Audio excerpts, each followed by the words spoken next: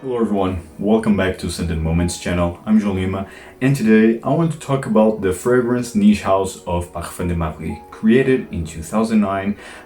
Their inspiration, so they say, the inspiration of Parfums de Marly, it's in the 18th century France, and according to them it was the golden age of perfumery. So they are inspired with that season, with that time. I gotta say, if a fragrance house has that kind of inspiration, so I would assume that this fragrance house has very elegant, refined, and yet bold, unique creations. It's not the case here. I will start like this. It's not the case. Now, I'm not saying right now that I don't enjoy Parfums de Marly, I will get there, but their fragrances are far from being that fine French perfumery. Parfums de Marly, it's very controversial in the fragrance community. Well, because they are very expensive, they lack of originality. Some people even say that they are a spot-on expensive clone house. I don't go that far. And well, the third, and in my view, the main factor why this fragrance house is so controversial, it's because they give away a lot of free bottles to a lot of YouTube fragrance reviewers, and there's some rumors saying that Parfums de Marly pays to YouTube fragrance reviewers so they can do glowing positive reviews to their latest releases, so to the point that you can see the hype building when the minute that the fragrance is released by Parfums de Marly. I don't know if the payment thing is true or not. I don't have any proof in that regard, but I truly believe that Parfums de Marly sends away free bottles because after all, a lot of fragrance brands do so. But for me, Parfums de Marly, it's not a clone house, it's more of a inspired by fragrance house, inspired by other fragrances.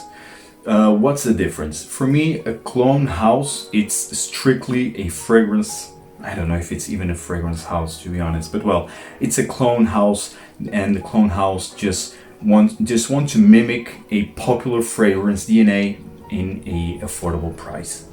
That's a clone house, pure and simple. Dua, Alexandria fragrances, Parfums Vintage, these three are spot-on clone houses. They don't do anything else but clones. Although Alexandria has allegedly their unique creations, I never tried any of them, but for the most part, Alexandria fragrances also has a lot of clone fragrances. And inspired by fragrances are different. These fragrances that are inspired by popular fragrance DNAs, you can see the inspiration, but they have their own twists. They still have their own character, their own DNA. So for me, this is the difference. One, it's a spot on, just wants to mimic as close as possible the popular fragrance DNA. The other one is inspired by that popular fragrance DNA, but wants still to do its own thing. And I think it's what happens with Parfums de Marly for the most part, at least. I have 4 fragrances from Parfums de Marly. I have Layton, I have Herod, I have Oajan, and Habdan. Habdan was my first Parfums de Marly fragrance, and I think to this date it's still my favorite from the brand. And I also do enjoy Carlisle and Akaster, but I still prefer Habdan. I think Habdan is probably the most unique offering of Parfums de Marly, quite honestly, because I never smelled anything like that before. Carlisle, there's some resemblance, maybe Herod, maybe Layton, but okay, it's still somewhat unique considering the Parfums de Marly fragrance house overall, but still Habdan, it's my favorite and the most unique fragrance, but of course that's just my opinion. Now, Parfums de Marly, it's not a big love right now for me. It's not a big love, but also I don't hate the fragrance, this fragrance house. I think Parfums de Marly, it's a solid entry niche level type of fragrance house.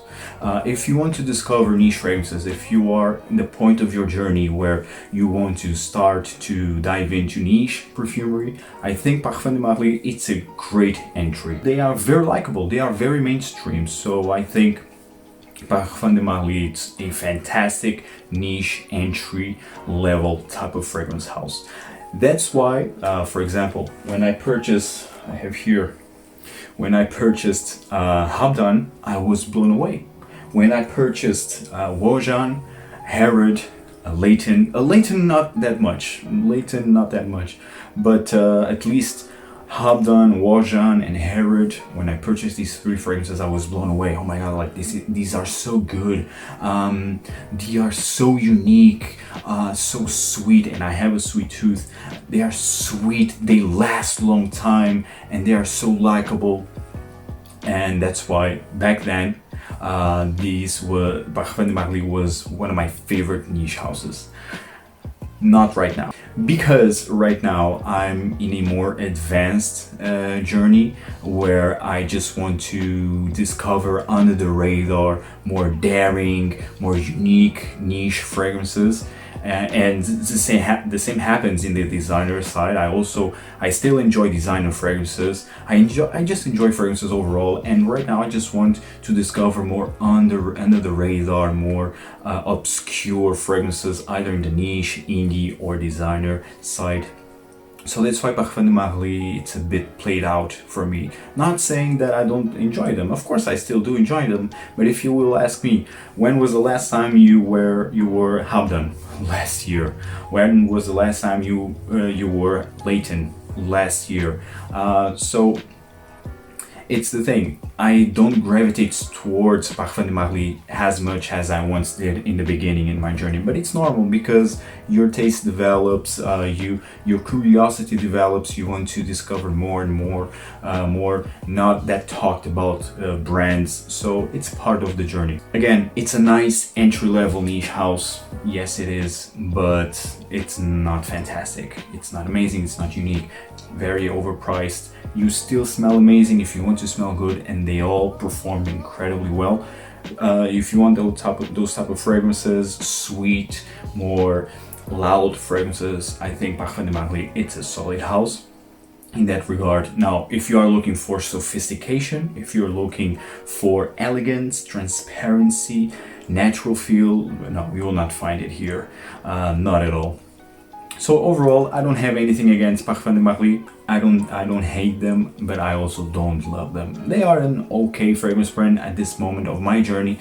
They are an okay fragrance brand, and sometimes I still gravitate. For example, Herod was a fragrance that I wore the most, or one of the fragrances that I wore the most in January of this year.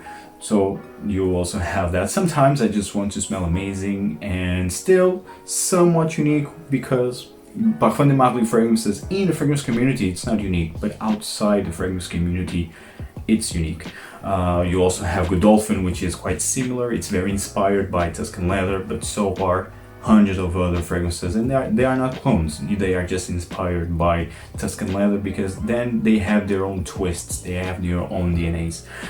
So guys, overall, Parfums de Marly, it's an okay house, especially if you are starting to dive into niche perfumery. If you are already in a more advanced niche journey, let's say, Parfums de Marly, it's a average fragrance house. So overall, guys, I hope you enjoyed this video. Tell me in the comments down below what are your thoughts on Parfums de Marly fragrances overall, and see you in the next video. Stay safe, guys. Ciao.